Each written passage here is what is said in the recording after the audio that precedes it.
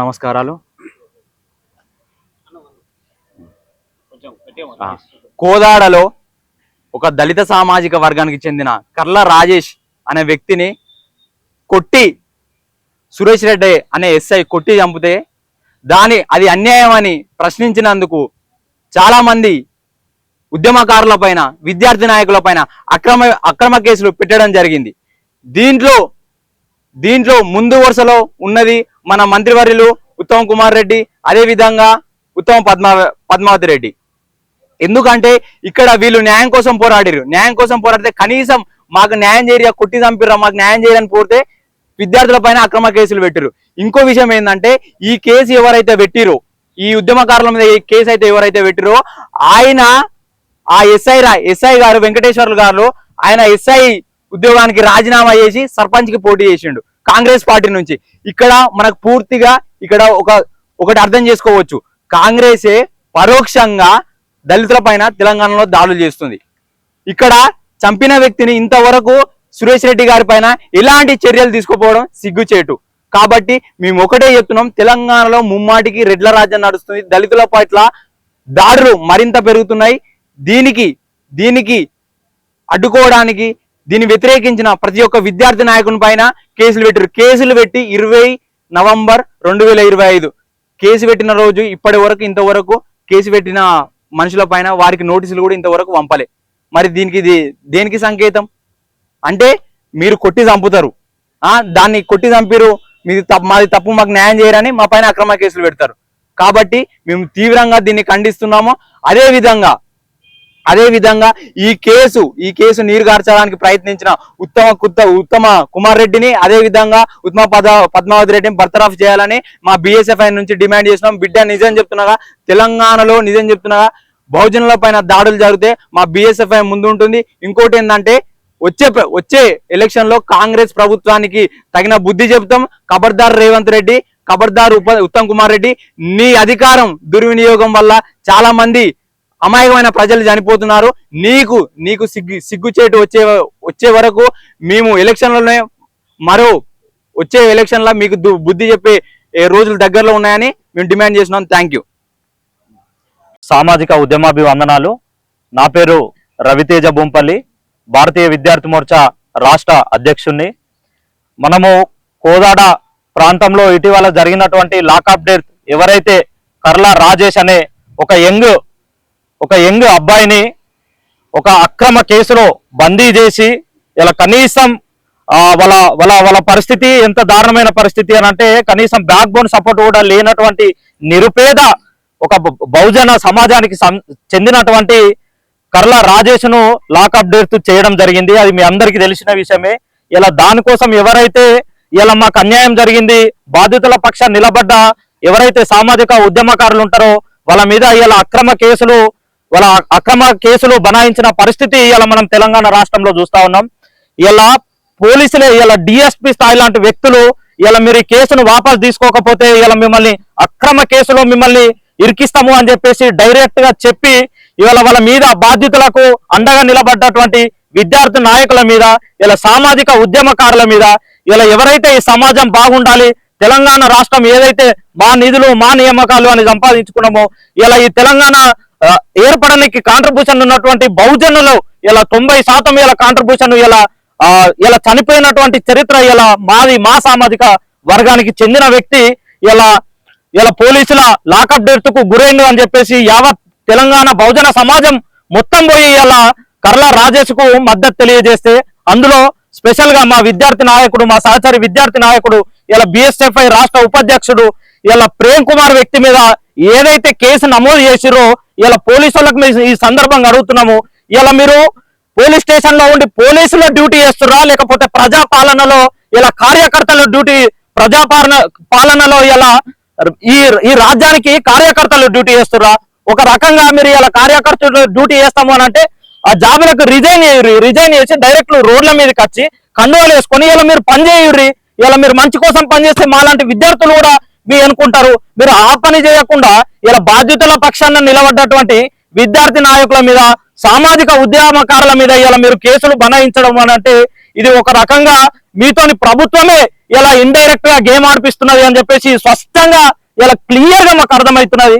ఇలా అక్కడ ఉన్నటువంటి మంత్రివర్యులు కావచ్చు, ఎవరైనా సరే ఇలా ఈ కేసులు వాపసు తీసుకోకుండా ఇలా ఈ విద్యార్థి నాయకులను సామాజిక ఉద్యమకారులను ఇబ్బంది పెట్టినట్టయితే వచ్చే ఎలక్షన్లలో యావత్ మొత్తం విద్యార్థి సంఘాలన్నీ నీ మీద వచ్చి పోటీ చేస్తాయని చెప్పేసి ఇలా ఉస్మానియా యూనివర్సిటీ వేదికగా నీకు హెచ్చరిస్తున్నాం. ఖబర్దార్ బిడ్డ, ఇలా నీ రెడ్డిల రాజ్యం ఉంటే నీ ఇంట్లో చూపించుకో, అంతే తప్ప ఇలా బాధ్యతల పక్షాన నిలబడ్డటువంటి విద్యార్థి నాయకుల మీద కేసులు బనాయించే ప్రయత్నం చేస్తే మాత్రం ఈ సమాజం మొత్తం తిరగబడుతుంది. ఇలా ఉస్మానియా యూనివర్సిటీ నుంచి మరో ఉద్యమానికి నానగలుగుతాం. ఇలా నేను రాజకీయంగా బొందబెట్టేదాకా ఇలా మేము నిద్రపోమని చెప్పేసి ఈ సందర్భంగా ఉస్మానియా యూనివర్సిటీ విద్యార్థి సంఘాల ఆధ్వర్యంలో ప్రెస్ మీట్ పెట్టి నేను హెచ్చరిస్తున్నాం. ఇలా మీరు ఎంతటి వారైనా సరే, ఇలా డిఎస్పీ స్థాయి వారు ఇంకా ఎవరున్నా సరే, ఇలా ఎంత మంది ఉన్నారో వాళ్ళందరినీ ఇలా బయటకు లాగి ఇలా ఎట్లయితే అక్కడ నిందితులకు సపోర్ట్ చేసినటువంటి ఎస్ఐ కావచ్చు, ఇంకొకరు కావచ్చు, ఎట్లయితే సస్పెండ్ అయిందో ఇలా మీరు కూడా సస్పెండ్ అయ్యేదాకా మేము నిద్రపోమని చెప్పేసి ఉమ్మడి విద్యార్థి సంఘాల ఆధ్వర్యంలో మిమ్మల్ని హెచ్చరిస్తా ఉన్నాం. ఇలా ఈ కేసులు బనాయించిన విషయం కూడా ఇలా తెలకపోవడం చాలా సిగ్గుచేటు. ఇలా ఎఫ్ఐఆర్ కాపీ మీద డేట్ చూస్తే 20వ తారీఖు నవంబరు 2025లో కేసు నమోదైంది. ఇలా నిన్న మొన్న ఒక సామాజిక ఉద్యమానికి చెందినటువంటి డిఎస్పీ కార్యకర్త ఇలా పోలీస్ స్టేషన్ పోతే ఇలా పోలీసులు ఏమని మాట్లాడుతున్నారు, ఇలా వాడిని లోపలేయరంట. మీరు ఎవరి అధికారం చూసుకొని ఇట్లా సామాన్యమైన ప్రజల మీద వాణ్ణి వీణ్ణి అని మాట్లాడుతున్నారు. మీరు ఒక యూనిఫామ్ వేసుకొని ఇలా మీరు రాజ్యాంగబద్ధంగా పనిచేసినటువంటిది. అట్లాంటి మీరు ఇలా బాధ్యతలు కావచ్చు, బాధ్యతల పక్షాన నిలబడ్డటువంటి సామాజిక నాయకులు స్టేషన్ కష్ట మీరు మాట్లాడే వైఖరి ఆ రకంగా ఉంటుందా? వాడు వీడు అని మాట్లాడే అధికారం మీకు ఎవరిచ్చారు? ఇలా భారత రాజ్యాంగం మీకు అధికారం ఇచ్చిందా అని చెప్పేసి ఈ సందర్భంగా మేము అడుగుతూ, అతను మా మిత్రుడు స్టేషన్ పోతే వాడిని లోపలేరి వాడి ఫోన్ లాక్కొని, అంటే మీరు ఎవరు అండ చూసుకొని, ఇలా మీరు మంత్రి గారు అండ చూసుకొని, ముఖ్యమంత్రి అండ చూసుకొని ఇలా రెడ్డిల పాలన కోసం మీరు ఇలా పార్టీ కార్యకర్తలు లెక్క పనిచేస్తే ఒకుండే లేదు బిడ్డ, ఖబర్దార్ అని చెప్పేసి ఈ సందర్భంగా తెలియజేస్తూ, ఇలా మా ప్రేమ్ కుమార్ బిఎస్ఎఫ్ఐ రాష్ట్ర ఉపాధ్యక్షుడు, మా భారతీయ విద్యార్థి మోర్చా పక్షాన సంపూర్ణ మద్దతు తెలియజేస్తా ఉన్నాం. ఈ కేసు విషయంలో ఎంత దాకా పోతే అంత దాకా ఇలా మా విద్యార్థి సంఘం మా అబ్బాయికి, మా సహచర మిత్రునికి అండగా ఉంటుందని చెప్పేసి ఈ సందర్భంగా తెలియజేస్తూ, ఇట్లాంటి కేసులకు పాల్పడితే మాత్రం ఎవరినైనా సరే, మంత్రి కాదు అలా ఎవరున్నా సరే ఉకోమని చెప్పేసి మరోసారి హెచ్చరిస్తూ, ఇలాంటి కేసులన్నీ వెనకకు తీసుకోవాలి. ఇలా ప్రేమ్ ఒక్కడు కాదు, ప్రేమ్ కోసం ఇలా తెలంగాణ ఉస్మానియా యూనివర్సిటీ విద్యార్థి సంఘాలన్నీ ప్రేమ అనుకుంటాయని చెప్పేసి, ప్రేమ్ అధైర్యపడద్దు, ప్రేమ వెనుక మేమందరం ఉన్నామని చెప్పేసి ఈ సందర్భంగా తెలియజేస్తూ, ఇట్లాంటి ఈ ప్రజారాజ్యం అని చెప్పుకునేటువంటి రాజ్యంలో ఇట్లాంటి కేసులు పెట్టడం మంచిది కాదు. ఇలా రానున్న రోజుల్లో మీకు విద్యార్థులుగా మేము బుద్ధి చెప్తామని చెప్పేసి ఈ సందర్భంగా తెలియజేస్తా ఉన్నాం. అరుణ్ కుమార్ విద్యార్థి నాయకునిగా మన అన్ని సంఘాలతో కలిసి పనిచేస్తుంటాం. ఈరోజు ప్రజాపాలన పేరుతోని ఉత్తమ్ కుమార్ రెడ్డి గారు, అదేవిధంగా ఉత్తమ్ పద్మారెడ్డి, అదేవిధంగా అక్కడున్న సిఐ సురేష్ బాబు, ఎస్ఐ సురేష్ బాబు, వీళ్ళందరూ కలిసి అంటే ఆ బాధితుడిని అందులో ఇరికిచ్చి నెల రోజులు చిత్రహింసలు పెట్టి లాకప్ డెత్ చేసి ఆయన రేపో మాపో దసడానంగా అన్ని హాస్పిటల్లో తిప్పి గాంధీలో చంపేశారు. ఎవరు చంపేశారు? ఈ రక్షక భటులే చంపేశారు. రక్షక భటులు చంపేసి ఏదో వాళ్ళకి రాజకీయ గొడవలు ఉన్నాయి, మాజీ ఎమ్మెల్యేతో గొడవ ఉండడం వలన ఈ యొక్క సీఎం రిలీఫ్ ఫండ్ కేసుల కేవలం 1 లక్ష రూపాయల విషయంలో వేరే ఎవరో ఫ్రాడ్ చేస్తే కార్ల రాజేష్ను చంపేసారు. చంపిన తర్వాత ఆ అబ్బాయిని చంపిన తర్వాత వీళ్ళు విద్యార్థి నాయకులుగా కొంత గొప్ప ఇంట్లో పిల్లాడు ప్రేము అనే అబ్బాయి విద్యార్థి నాయకుగా ఉండు వాళ్ళ బాధితుల పక్షాన నిలబడి ఎంతకైతే అంత ఇదని చూసుకొని అదే విధంగా అందరినీ పోగు చేసి వివిధ సంఘాలను పోగు చేసి ఈ ప్రభుత్వం మీద కొట్లాడితే వీళ్ళు ఆ ప్రభుత్వం మీద కొట్లాడిన వాళ్ళు, న్యాయం కొరకు కొట్లాడిన వాళ్ళ మీదనే కేసులు పెట్టడం ఇది సరైనది కాదు. ఉత్తమ్ పద్మ కావచ్చు, ఉత్తమ్ కుమార్ కావచ్చు, ఈ రెడ్డిల పాలన ఈ రకంగా పోతే మాత్రం రేపు ఖచ్చితంగా తెలంగాణ రాష్ట్రంలో మిమ్మల్ని బొంద పెడతామని తెలియజేస్తున్నాం. ఖచ్చితంగా ఈ యొక్క అంటే ఆ కేసు ఆయన చనిపోయింది 16 తారీఖు అయితే వీళ్ళను ఆ బాడీ తీసుకొచ్చాడు ధర్నా చేసిన క్రమంలో 20 తారీఖు రోజే వీళ్ళ మీద కేసులు చేశారు. అంటే ఈ రోజు డేట్ చూస్తే 26 మన ఈ రోజు డేట్ చూసుకుంటే జూన్ నడుస్తుంది. ఇట్లా ఈ రకంగా దొంగ కేసులు పెట్టి ఈ యొక్క ఎస్సీ ఎస్టీ బీసీ మైనార్టీ ప్రజల మీద మీ చలానం మీ పెత్తానం జిల్లా ఇస్తే మాత్రం ఖచ్చితంగా మిమ్మల్ని బొంద పెడతాం. రేపు భవిష్యత్తులో వచ్చే ఎలక్షన్లు కావచ్చు, రేపు ఏ రకమైతే ఆ రకంగా మేము అందరం ఎస్సీ ఎస్టీ బీసీలం అందరం ఒకటై మా యొక్క రేపు మా భావజాలం ఏదైతుందో ఖచ్చితంగా బహుజన రాజ్యం కోసం కొట్లాడి మీరు రెడ్డిల రాజ్యం కావచ్చు వెలమ రాజ్యం కావచ్చు మేము గెలిపిస్తే మీరు గెలుస్తారా కొడుకులారా? మేము గెలిపిస్తే మీరు గెలిచి మీరు మా మీద ఏ రకంగా పెత్తానని చెలాయిస్తారు? ప్రజాపాలన పేరు మీద మీరు దొంగల పాలన చేస్తారు. రక్షక భటులే వీళ్ళు రక్షక భటులు అవుతారు. ఏ రకంగా చేస్తారని అడుగుతున్నా.